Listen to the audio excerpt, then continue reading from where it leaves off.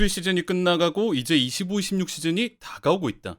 정말 저도 시간이 빠르다는 걸 요즘 느끼는 게 벌써 다음 시즌 시작일이 10일밖에 안 남았어요. 8월 16일이 이제 개막전이죠. 지난 시즌 끝난 게 정말 엊그제 같은데 이제 또 우리 축구 팬들이 새벽에 환호성을 지를 날이 또 오고 있다. 맨유 같은 경우는 이제 프리시즌, 프리미어리그 썸머 시리즈에 참가를 했죠. 그러면서 PL팀들과 프리시즌 경기들을 치렀는데 총 4경기 2승 2무를 기록했습니다. 리즈와의 경기에서는 0대0으로 비겼고요. 웨스트햄은 2대1 승리, 본머스전 4대1 승리, 가장 최근인 에버튼전에서는 2대2로 비겼습니다. 제가 이전 영상들에서도 계속 말씀드리는 내용이지만 프리시즌의 경기 점수를 볼 필요는 저는 없다고 생각을 해요. 몇 점 차이로 이겼다? 누굴 상대로 승리를 했다? 이런 결과보다는 거듭 말씀드리지만 프리시즌이기 때문에 훨씬 중요한 거는 경기의 내용, 그리고 새로 영입한 선수들의 컨디션, 팀 전술에 잘 맞아들고 있는가, 그리고 감독의 시스템 작동 여부를 보면 좋을 것 같습니다. 그런 의미에서 오늘은 25-26 시즌을 앞두고 맨유의 프리시즌 경기력 총평을 좀 해보면 좋을 것 같아요. 다들 아시겠지만 지금 맨유의 상황은 어렵죠. 지난 시즌 리그 15위, 유럽 대항전 진출 실패, 정말 이제 어떤 변명도 없이 이번 시즌 무조건 반등해야 되는 맨유입니다. 아니 최소한 개선의 여지를 명확하게 보여줘야 돼요.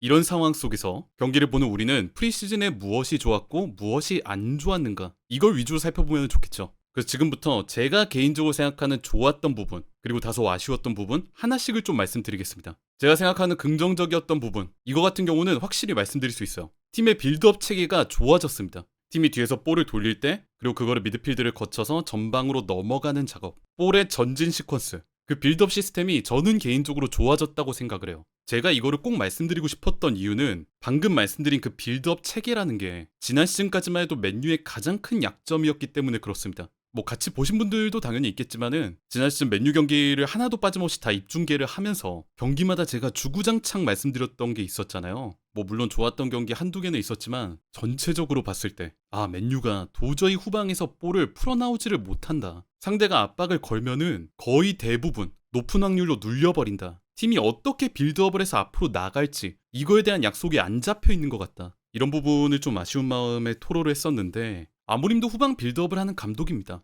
롱볼만 뻥뻥 차고 다이렉트한 전술만 쓰는 감독이다? 예전 스포르팅 때를 기준으로 얘기를 하자면 그런 느낌의 전술을 추구하는 감독은 절대 아니었고요. 다만 그 빌드업을 하되 우리 팀의 안정적인 소유권을 유지하기 위한 빌드업보다는 후방에서 앞으로 빠르게 높은 템포, 그리고 가능하다면 원터치 전개, 뒤로 향하는 패스보다는 조금 무리하고 도전적일지라도 앞으로 향하는 패스워크, 이런 식의 전진 축구를 추구하는 감독이었죠. 그래서 이번 맨유의 프리시즌을 볼 때 아무림이 이런 요소들을 팀에 좀 집중적으로 입히려고 하는 게 아닌가. 그런데 이런 요소들, 아무림이 지금 팀에 입히려고 하는 그런 빌드업의 특성들을 정말 잘 보여주고 있는 선수가 지금 누구냐고 한다면 단연코 이 선수, 레니 요로죠. 요로 같은 경우는 지난 시즌에 물론 나왔을 때 번뜩이는 모습들 보여준 것들이 있었습니다. 뭐 수비적으로도 그렇고 공격적으로도 앞으로 가담해서 동료들한테 찬스를 만들어주는 장면, 심지어 본인이 볼을 끌고 박스 안으로 들어가서 상대 선수들 다 자기한테 끌어당기고 옆에 있는 마운트한테 패스, 마운트가 득점까지 만들어냈던 장면도 있었죠. 그런데 아무래도 부상 기간이 좀 있었다 보니까 뭐랄까 팀 전술에 좀 더 어우러지는 모습들, 선수의 스텝업, 이런 것들을 좀 우리가 확인하기가 어려워졌는데 지금 이 건강한 상태의 요로, 프리시즌 경기들에서 너무나 좋았습니다. 프리시즌의 요로는 이 백스리 체제에서 오른쪽 스토퍼로 나왔어요. 이번에 4경기를 치르면서 아모림이 전술적으로 좀 강조했던 빌드업의 특성이 하나 있었습니다. 우리가 오른쪽 후방에서 빌드업을 하면서 상대를 이쪽 공간으로 끌어들이고 그 볼을 왼쪽으로 전환한 다음에 왼쪽 선수가 이걸 끌고 위로 올라가게 하겠다. 예를 들어 이런 식이죠. 최후방에 있는 골키퍼, 뭐 바인드르가 됐든 토미튼이 됐든 이렇게 키퍼가 볼을 잡았을 때 가운데 센터백 더리우트와 오른쪽 스토퍼 요로가 더 아래로 떨어집니다. 특히 요로 같은 경우에는 거의 코너 플래그 근처까지 떨어져요. 그러면서 가운데 센터백, 골키퍼, 오른쪽 스토퍼의 백스리가 만들어지죠. 이 3명이 백스리를 만들면서 패스워크라는 반면에 그 반대편에 있는 왼쪽 스토퍼, 루크쇼나 에이든 에븐 같은 경우는 이 볼 관여에 크게 관여하지 않고 더 왼쪽으로 넓게 벌립니다.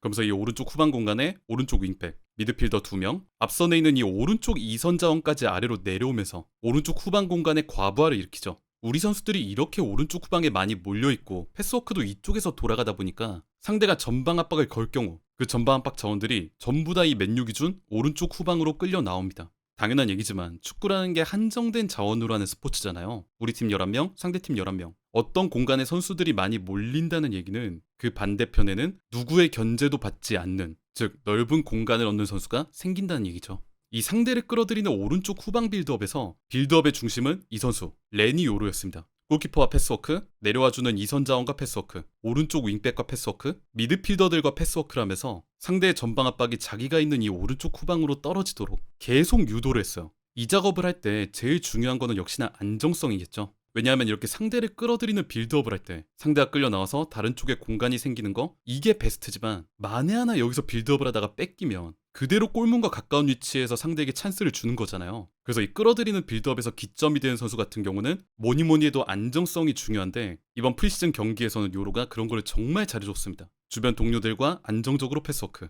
상대가 이쪽 공간으로 끌려 나온 걸 본 다음에는 앞쪽에 있는 동료한테 패스를 찔러주면서 왼쪽에 넓은 공간을 얻고 있는 왼쪽 스토퍼나 왼쪽 윙백에게 전환. 이 왼쪽 자원들이 이제 누구의 방해도 받지 않고 8번 공간, 11번 공간으로 뛰어갈 수 있는 자유를 주게 됐죠. 대표적인 게 바로 이런 장면들입니다. 메뉴가 후방에서 빌드업을 하고 있는데 역시나 그 빌드업의 중심이 오른쪽 스토퍼 레니 요로예요. 이때 요로가 앞쪽에서 내려와주는 자원 아마드 디알로에게 패스를 찔러주는데 이걸 아마드가 끌지 않고 곧바로 좀 더 넓게 벌린 오른쪽 윙백 달로한테 패스를 넘겨주죠. 이걸 또 달로가 후방에 있는 요로한테 볼을 내려주고요. 이 후방 빌드업의 삼각 패스 구도로 인해서 상대팀의 전방 압박 자원들이 맨유 기준 이 오른쪽 후방으로 다 쏠려 있습니다. 그러면서 이렇게 이 패스워크에 가담하지 않고 가만히 있는 왼쪽 스토퍼 루크쇼 쪽에는 아무도 붙지 않는 상황이 만들어지죠. 이걸 본 요로가 다시 아마드 디알로에게 패스. 아마드가 이걸 넓은 공간을 얻고 있는 루크쇼 쪽으로 전환해줍니다. 맨유가 의도한 그림. 오른쪽 후방의 빌드업을 통해서 상대를 다 끌어들이고 왼쪽에 자유로운 선수를 만들어주겠다.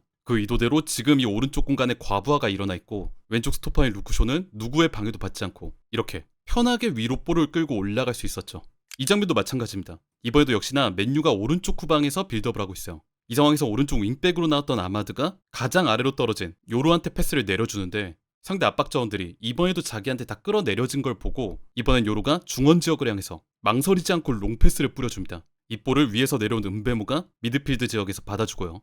이때 방금 전까지 요로와 패스워크를 했던 오른쪽 윙백 아마드 디알로는 터치라인을 타고 전속력으로 뛰어갑니다. 볼을 받은 은베모가 옆쪽에 있는 브루노 페르난데스에게 패스. 브루노가 볼을 잡고 전방을 바라봤을 땐 이미 전력 질주하고 있던 아마드 디알로가 옆쪽에 있는 쿠냐와 함께 브루노의 침투 패스를 받을 준비를 마친 상태였죠.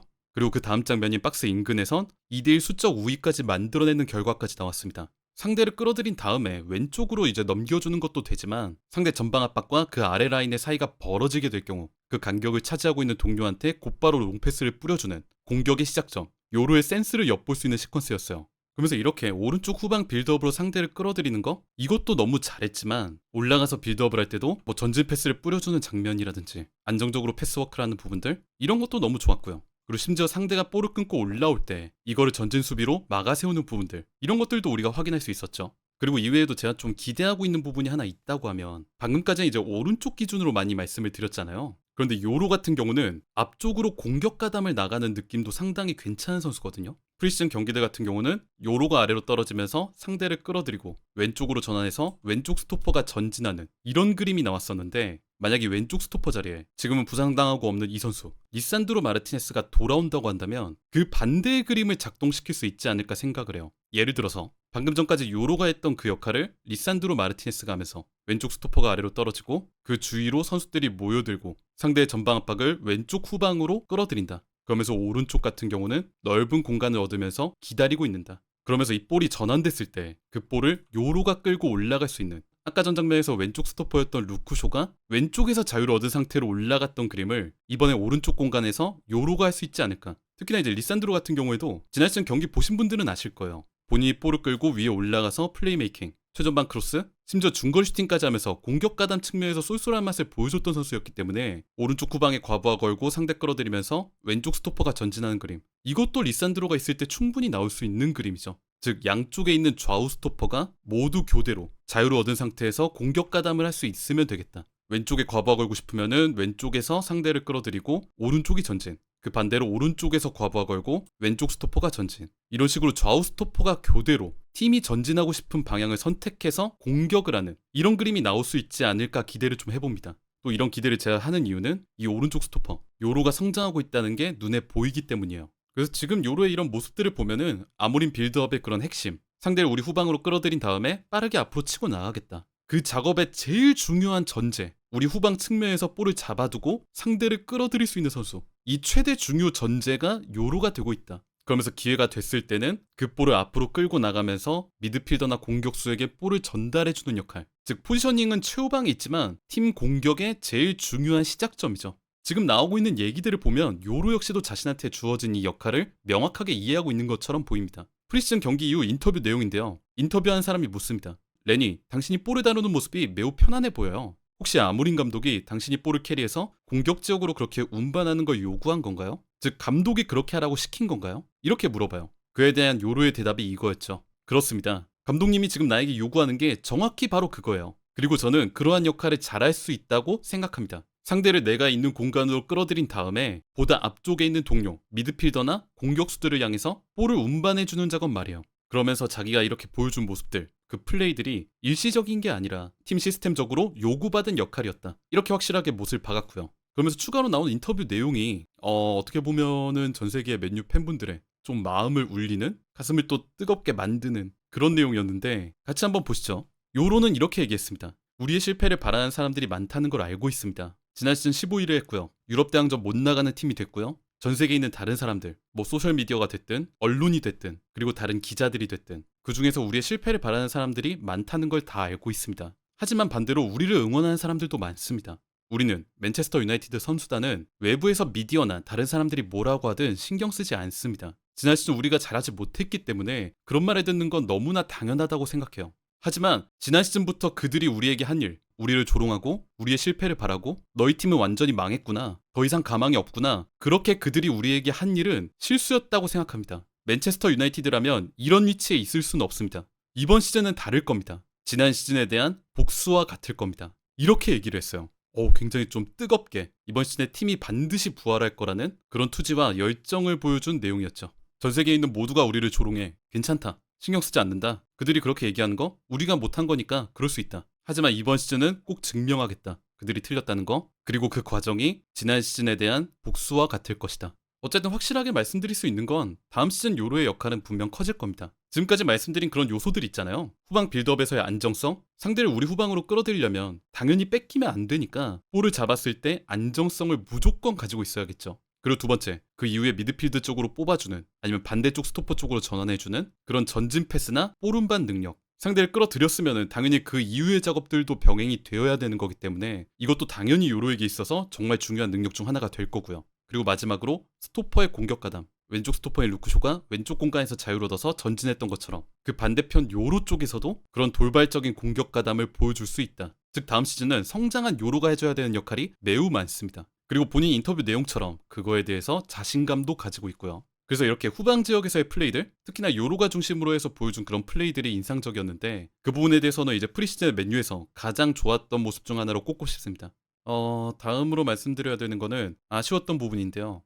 이 미드필더 조합 같은 경우는 그 불안함이 프리시즌에 많이 드러났다고 생각을 해요. 특히나 이게 비교가 돼서 더 그런 것 같거든요. 지금까지 말씀드린 후방, 특히나 이제 요로를 중심으로 해서 보여준 그 스텝업, 그리고 반대로 은베모, 쿠냐 합류로 인해서 강력해진 이선, 뒤쪽이랑 앞쪽은 확실히 괜찮아진 느낌이 드는데 하지만 그 사이에 있는 미드필더, 그 중원의 영향력은 아직도 아쉬운 게 맞는 것 같습니다. 3-4-1 시스템에서 후방의 백스리가 아래로 내려가면서 상대의 전방 압박들을 많이 끌어들이고 윙백은 넓게 벌리면서 기회를 기다리고 있고, 상대의 전방 압박이랑 그 뒤에 라인의 간격이 벌어졌을 때 이 앞선 공격 자원과 지금 볼을 가지고 있는 후방 자원의 사이, 그 연결고리 역할을 이 미드필더 두 명이 해줘야 되거든요. 특히나 볼을 넘겨받았을 때 이걸 어영부영하게 끄는 게 아니라 상대의 많은 선수들을 뒤쪽에다 놔뒀기 때문에 빠르게 전개를 할 수 있잖아요. 그래서 앞쪽에 있는 이선이나 측면으로 뛰어가는 윙백, 아니면 스트라이커한테 빠르게 볼을 전개해주는 이런 느낌을 보여줄 수 있으면 참 좋겠다라는 생각을 하는데, 이런 플레이가 이 자리에 브루노 페르난데스가 있으면 합니다.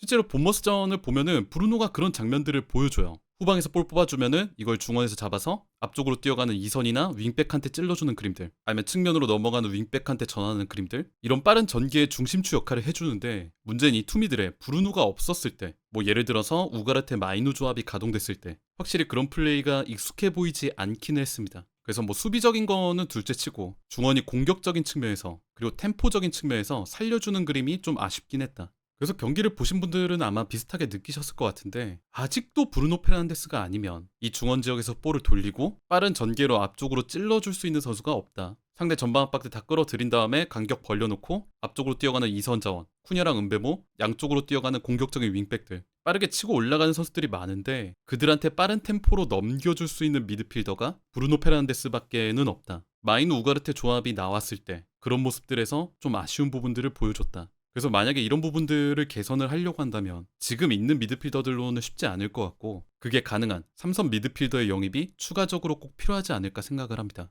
그래서 정리를 하자면 전체적으로 봤을 때 저 개인적으론 나쁘지 않은 프리시즌이었던 것 같아요. 다시 한번 말씀드리지만 프리시즌은 프리시즌이기 때문에 경기에서 몇 점 차로 이겼다, 몇 점 차로 졌다, 이런 거는 저는 크게 중요하지 않다고 생각을 하고요. 다만 제가 긍정적으로 보는 포인트, 괜찮았다고 생각하는 부분은 지난 시즌 팀에 가장 부족했던 점이 뭐였나, 그거를 돌이켜보고 인지를 하고 있는 것처럼 보이고, 그리고 그거를 좀 집중적으로 보완을 하려고 하는 태도가 저한테 있어서는 긍정적으로 다가왔던 것 같습니다. 지난 시즌이 워낙에 안 좋았기 때문에 고쳐야 되는 게 한두 개는 아니겠지만 지금 프리시즌의 맨유의 모습을 보고 있자면 자신들이 뭘 못하고 고쳐야 되는지는 알고 있는 것 같다. 그리고 그거를 고치려고 노력하고 있다. 저는 개인적으로 그렇게 받아들이고 있습니다. 이제 진짜 25-26 시즌 시작이 얼마 안 남았는데 부디 맨유가 좋은 모습을 보여줄 수 있기를 간절히 한번 기대해 보겠습니다.